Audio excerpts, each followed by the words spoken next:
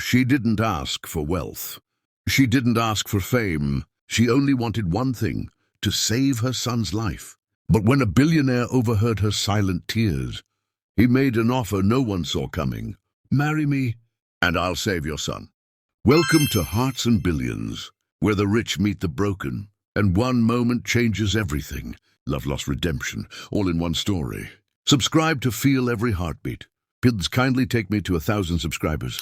Maria moved quietly through the mansion like a shadow. She dusted the billionaire's trophies, polished the marble floors, and arranged flowers in crystal vases, all while hiding the ache in her chest. No one in the grand house knew her secret. Not the chef, not the driver, not even Mr. Ethan Blake, the billionaire who owned everything she cleaned. But deep in her old purse, folded and worn, was a hospital bill that haunted her every day. Her 6-year-old son, Tommy, was dying. He needed a liver transplant fast. And the cost? Over $400,000. Maria didn't even have $400. Every morning before work, she kissed Tommy's forehead in their tiny one-room apartment and whispered, "Mama will find a way." But deep down, she was running out of hope. At work, she smiled for everyone. She swept with grace. She served tea with steady hands. But when no one was looking, she'd sneak into the linen closet, sit on a bucket and cry quietly into her apron. That night, as rain poured outside and the mansion glowed with gold lights, Maria sat alone in the servants' room, holding Tommy's photo. She didn't know that just across the hall, someone was listening, and everything was about to change. Ethan Blake was exhausted. He had just returned from another boardroom war, billionaires in suits, fighting over power, percentages and pride. The mansion was silent as always, his penthouse lit only by the city's glow outside the giant glass windows. He loosened his tie, poured himself a drink, and sat alone in the dark. It was the kind of silence that made the world feel empty. As he passed through the hall on his way to the guest wing, something made him stop. A sound, soft, broken, muffled. It was coming from the servants' corridor, an area he almost never visited. Curious, he stepped closer. There it was again, a cry. Not loud, but raw. A woman's voice choked with quiet sobs, trying not to be heard. Ethan's brow furrowed. Most of his staff had gone home. Who could it be? He followed the sound and stopped outside a narrow wooden door. Inside, someone was crying like their heart had cracked open.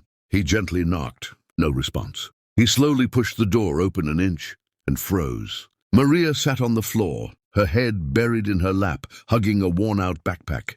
On the ground beside her were crumpled hospital papers, one of them wet from tears. He recognized her. The housemaid, always quiet, always neat, always invisible. She hadn't seen him. "I'm so sorry, Tommy," she whispered, trembling. "Mommy's trying. Mommy's trying." Ethan stepped back quietly and closed the door. He didn't sleep that night. Instead, he sat in his study and stared at the fire.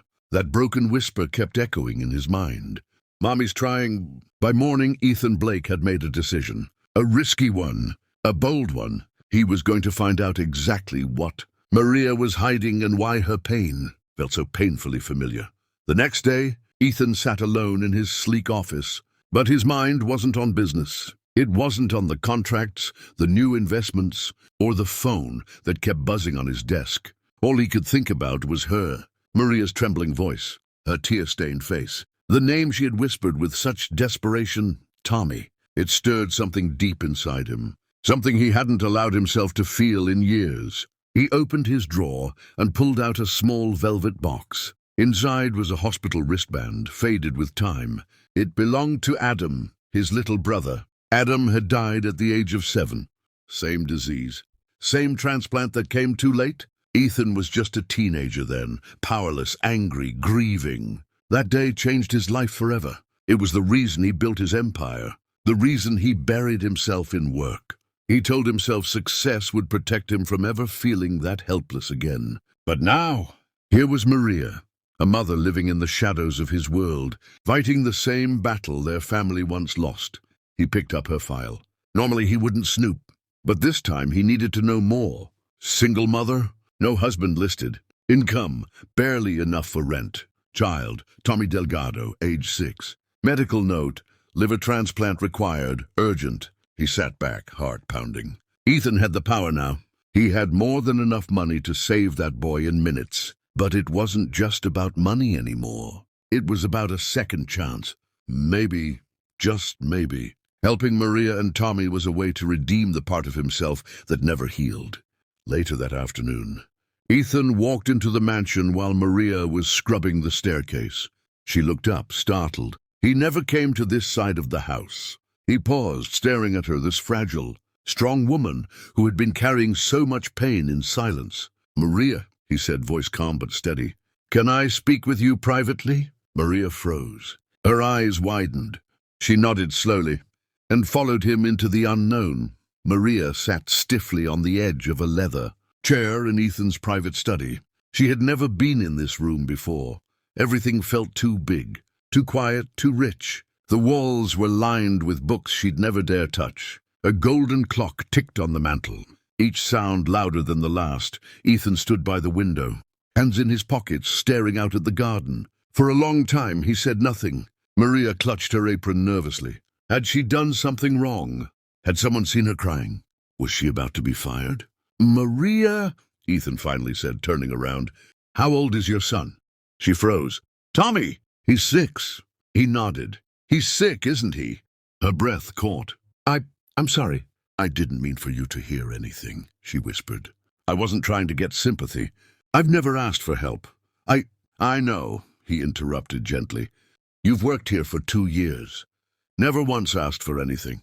Always early, always respectful. But I heard you last night, and I need to ask something." Maria's hands shook. "Yes, sir." Ethan took a deep breath. His next words were wild, reckless, but his heart wouldn't let him stay silent. "I want to pay for your son's surgery." Silence. Maria blinked. "Well, what?" "I'll cover everything, hospital bills, surgery, recovery, even aftercare. But," he paused, his voice shifting, "there's one condition." Her heart pounded. "Condition?" He walked toward her slowly. "Marry me." The words hit her like thunder. Maria's mouth fell open. She stared at him, unsure if she'd heard right. "You want to marry me?" she asked, almost in a whisper. "Yes." "Why?" she asked, standing now. "Why would a man like you, a billionaire, ask a maid to marry him?" Ethan walked over to his desk and slid open a drawer. He pulled out a stack of legal documents and laid them gently on the table. "Because I need a wife. Fast," he said. "My board is threatening to block my new project, a pediatric hospital named after my brother. To get full approval, I need to appear settled, human, family-oriented." He looked her in the eyes. "I don't love you. You don't love me. But this arrangement would help us both. You get your son's life back, and I get my foundation built." Maria's legs felt weak. She sat down again. "This is crazy," she whispered. "I know," Ethan said. "But sometimes life doesn't wait for perfect plans. Sometimes we just do what we must. For the people we love." Tears filled her eyes. She thought of Tommy, his weak smile, his labored breathing, the way he clutched her hand and whispered, "Don't go, Mama." Ethan slid a pen across the table. "You can walk away, and I won't hold it against you," he said softly. "But if you stay, you'll be saving his life." Maria stared at the pen. Her hands trembled, and then she picked it up. The next morning, Maria stood in front of a tall mirror, wearing a cream-colored dress chosen by Ethan's assistant. It wasn't flashy, just simple, elegant, and neat. Still, it didn't feel like her. Nothing about today felt real. Just 24 hours ago, she was scrubbing marble floors. Now she was about to marry a billionaire. The legal team arrived at 9 a.m. sharp. 3 lawyers, 2 witnesses, 0 smiles. Maria sat at the long dining table beside Ethan, trying to keep her hands from shaking. The giant mansion felt colder than ever. Ethan slid the thick document in front of her. "It's all here," he said calmly. 1 year, strictly legal. No romantic obligations, no physical relationship unless both parties agree. After 1 year, we divorce quietly, and you'll walk away with your son's life. And a financial settlement to help you start over. Maria blinked at the pages. "Can I still work here?" she asked quietly. Ethan looked surprised. "You want to?" Yes, I don't want to sit around like some decoration. I want to earn whatever I get. A flicker of something. Respect passed across his face.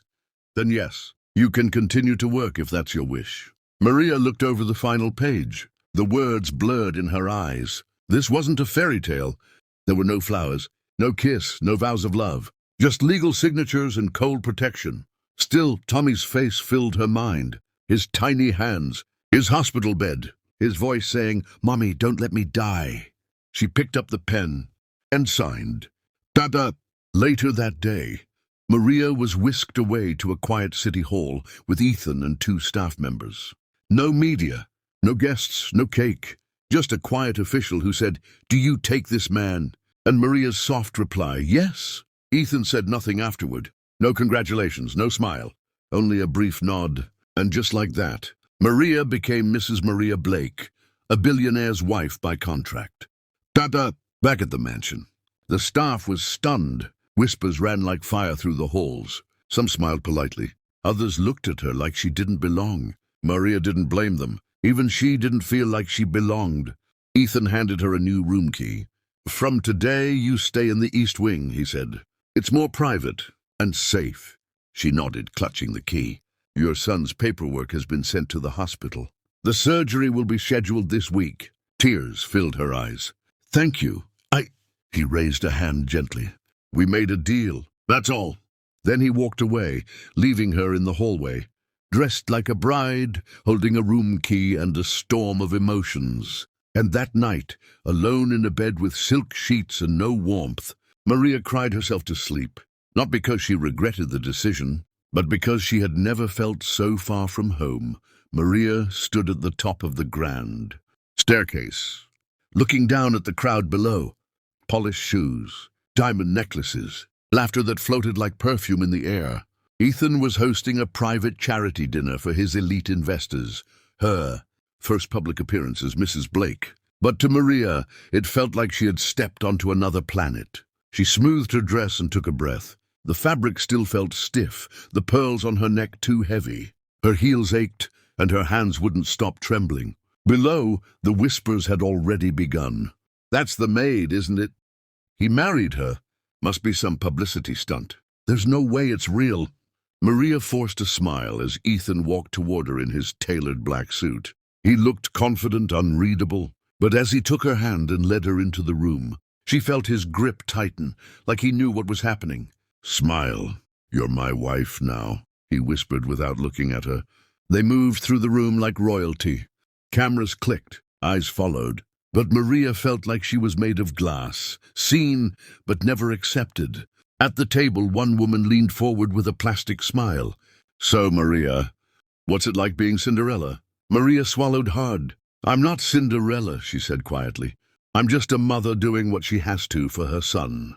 There was a stunned silence. Then someone laughed awkwardly. But Ethan, he glanced at her with something different in his eyes. Pride.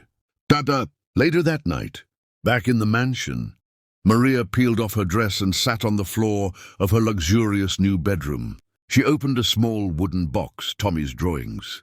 She ran her fingers over the crayon stick figures.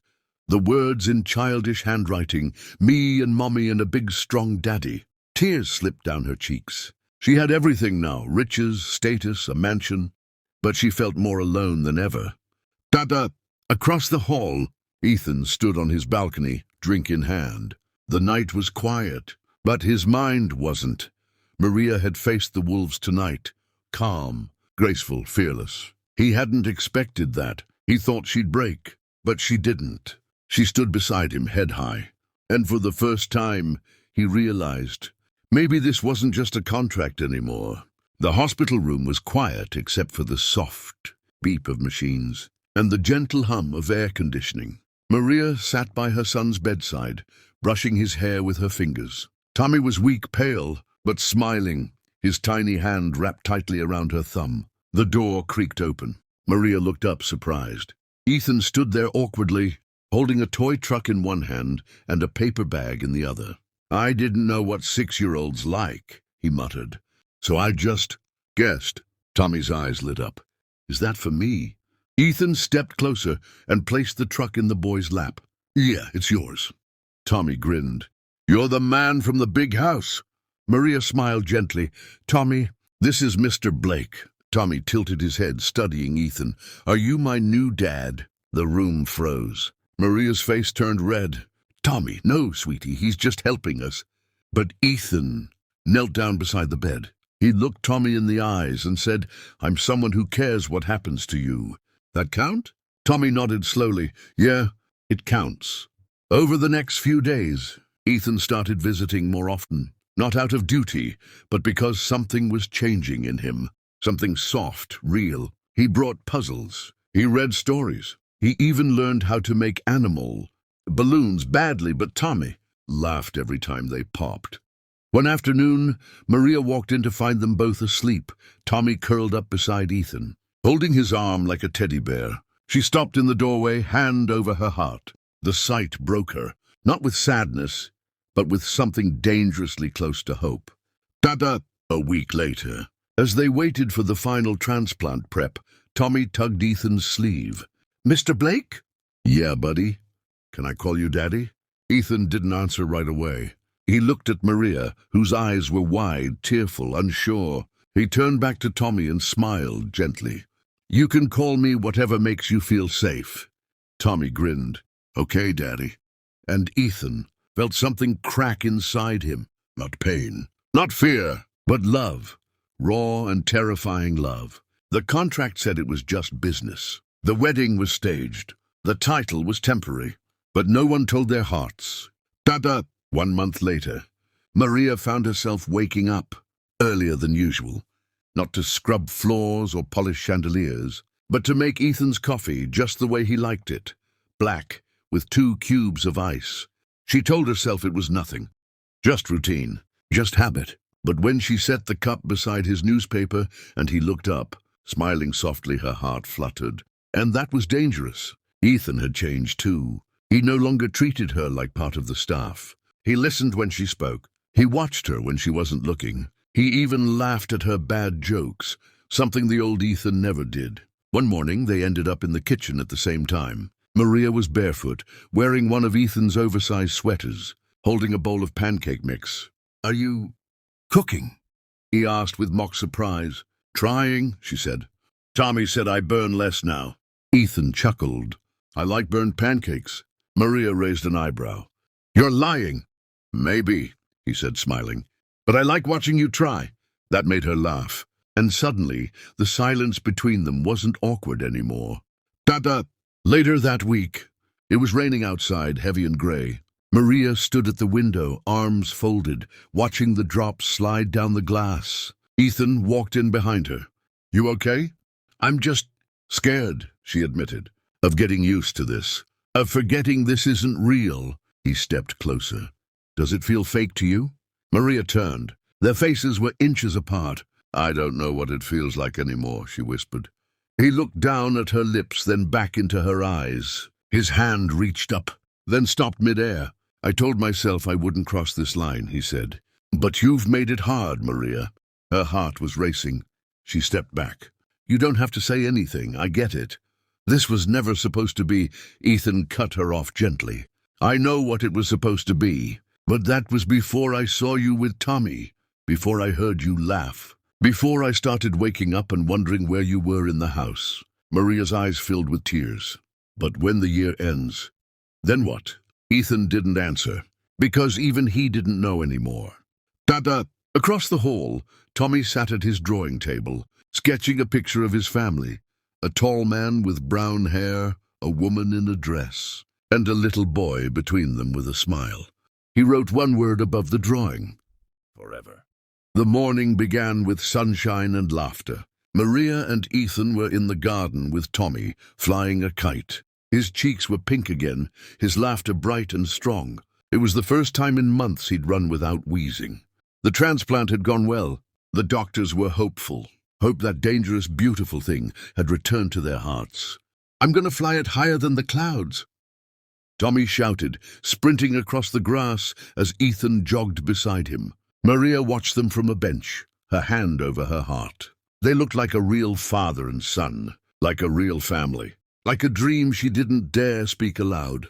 Ta-ta! That evening, they had dinner at the long table, just the three of them. Maria lit candles. Ethan poured juice into fancy glasses and toasted to second chances. Tommy raised his cup proudly. To Mommy and Daddy! Maria smiled. Ethan smiled back. Everything felt perfect. But perfect didn't last. Ta-ta! Midnight. A scream shattered the silence. Maria bolted from bed, heart pounding. She ran down the hall barefoot, following the sound.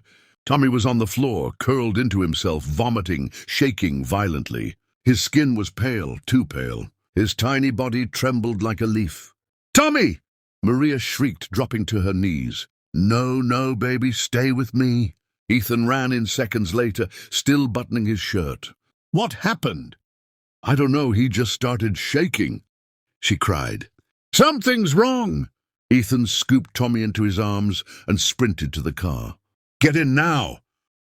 At the hospital, doctors flooded the room. Lights flashed. Machines beeped. Maria stood in the hallway, shaking. Ethan paced like a man possessed. Hours passed like centuries. Finally, a doctor emerged.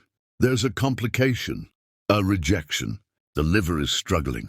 We'll do everything we can, but he's not stable." Maria collapsed into the chair, sobbing. "No, not again." "Not again?" Ethan sat beside her, jaw tight, his hand gripping hers. "We're not losing him. I don't care what it takes." Tears streamed down Maria's face. I can't bury my baby, Ethan." He turned to her, voice low and fierce. "Then we fight. Every second, every breath." That night, Ethan stayed beside Tommy's bed. He held the boy's hand through the wires and whispered, "You're strong, buddy. You're the strongest boy I know. Stay with me, okay? You've got a whole life ahead. You've got kites to fly and pancakes to burn." Tommy didn't speak, but his little fingers curled around Ethan's. Maria watched from the doorway, broken but in awe. In that moment, Ethan was no longer a billionaire. He was just a man who had fallen in love with a boy he never expected and a woman he never planned to keep. 3 days passed. Tommy's condition finally stabilized, though he remained weak, sleeping most of the time. The hospital room had become a second home. Maria rarely left his side. Ethan stayed too, sometimes in a chair, sometimes pacing, sometimes just staring at the boy like he was praying without words. One evening, as soft rain tapped against the window, Maria stepped outside the room to get some air. She needed a moment to breathe, to cry, to be alone. She found Ethan sitting quietly on a bench near the children's garden. He looked up as she approached. His eyes were tired. His sleeves were rolled up. He looked nothing like a billionaire. Right now, just a man holding something heavy inside. "I didn't thank you," Maria said, sitting beside him, "for staying. For not walking away when things got hard." "I wouldn't have walked away," he said quietly. "Not from you, not from him." She turned toward him slowly. "Why?" she asked, voice trembling. "Why are you still here, Ethan?" "The contract's done. You've done more than enough." He hesitated. Then he stood, facing her fully. His voice was low, raw, trembling, not like the confident man she first met. "Because somewhere along the way, I stopped seeing this as a deal. I stopped pretending." Maria's heart skipped. He stepped closer. "You weren't just the housemaid. You weren't just the mother of a boy who needed saving. You were the one who made this house feel alive. You made me want to come home." She blinked, stunned. He looked away for a second, then back at her. "You gave me a reason to fight again. A reason to believe in something more than money. Maria, I love you." Tears welled in her eyes instantly. "You what?" "I love you," he repeated, voice steady now. "Not because of pity, not because of duty, but because you remind me what love is supposed to feel like. It's messy, it's painful, but it's real." She stared at him, her lips trembling. "And if Tommy hadn't gotten sick again, I'd still be standing right here," he said softly. "I didn't need a relapse to realize what you mean to me. I just needed to stop pretending I didn't care." Silence filled the air, but it was the kind of silence that healed instead of hurt. Maria reached for his hand, and for the first time, there was no contract between them. Just hearts, open, honest, beating for the same reason. 3 weeks later, the hospital discharged Tommy. He walked out holding both Ethan and Maria's hands, a little thinner but smiling wide. The staff clapped as he passed, and Tommy gave them a thumbs up like a tiny superhero. Maria cried quietly on the ride home, not because she was scared this time, but because she finally felt safe. At the mansion, the East Wing, once cold and lonely, now overflowed with warmth. Toys were scattered in corners. Finger paintings decorated the fridge. Laughter echoed through the halls. Maria no longer stayed in the guest suite. She now shared Ethan's room, not by contract, not by convenience, but by choice. Ethan would read bedtime stories with Tommy on his lap, his voice animated, silly and full of love. Maria would watch from the doorway, smiling like her heart couldn't hold any more joy. One night, after Tommy had fallen asleep on Ethan's chest, Maria leaned in and whispered, "You're a natural." Ethan looked up, eyes soft. "I've never had this before. I didn't know I needed it, but now I can't imagine life without it." She kissed his forehead, then his lips. No papers, no witnesses, just love. Ta-da! Days turned into weeks. Ethan cancelled 2 major meetings just to be home for Tommy's school orientation. He now wore pancake batter on his shirts, had a drawer full of crayon cards, and never once complained. Maria helped him redesign part of the mansion, a playroom, a reading nook, a garden Tommy could help plant. The once lonely billionaire mansion now looked like a real home. Ta-da! One rainy afternoon, Ethan knelt in the middle of the living room with a velvet box, not because he had to, but because he wanted to. Maria gasped as he opened it. "Ethan!" "This time no contract," he said, voice shaking with emotion. "No legal reasons, just love. Real, messy, forever kind of love. Will you marry me again, for real?" Maria nodded as tears rolled down her cheeks. "Yes, 1,000 times yes." Tommy peeked from the stairs and yelled, "Wait! I want to marry Mommy too." They laughed as Ethan lifted him up and said, "Buddy, we'll both take care of her." "Deal?" Tommy grinned. "Deal!" Ta-da! The Blake family, once built on paperwork, had now been rewritten by love, loyalty, and the miracle of second chances. 5 years later, the ballroom sparkled with chandeliers and soft music. Cameras flashed. Important guests in elegant suits and gowns filled the room, but the spotlight wasn't on them. It was on her. Maria Blake stood confidently at the podium, wearing a deep blue gown and a calm smile.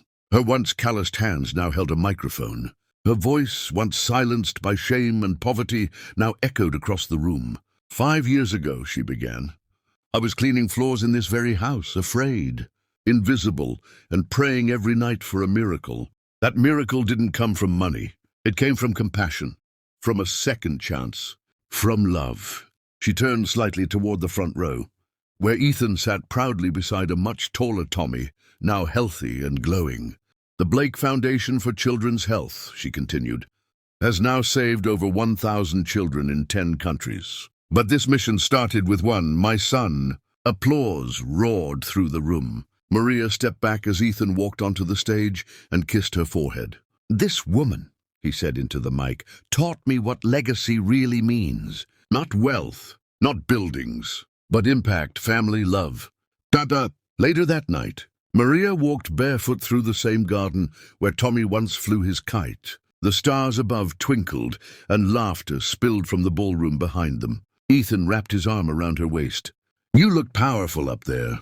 "I felt powerful," she whispered, "but not because of the dress or the lights. Because I was seen, heard, loved." Tommy ran up to them, now 10, holding a photo from the event. "Mommy, look!